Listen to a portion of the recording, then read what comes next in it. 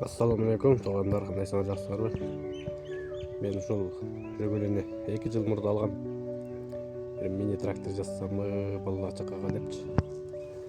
Анан эч эле кол тийбей.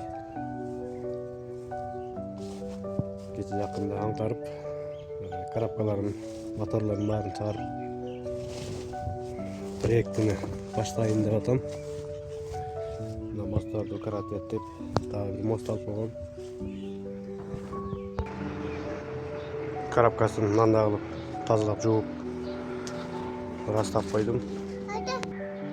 Анан ошол мини тракторга ушул эле генераторду, моторун жана генераторду дагы керек учурда кошула турган кылып жасасамбы деп жатам.